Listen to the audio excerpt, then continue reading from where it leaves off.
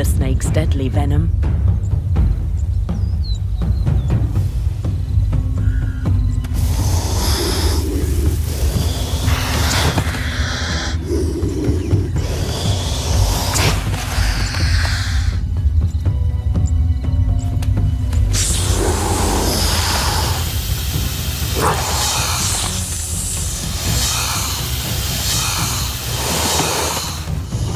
The mongoose is incredibly quick on his feet, able to dodge the strikes and hit back.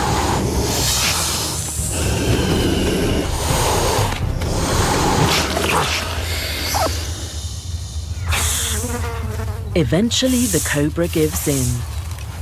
He's got away lightly.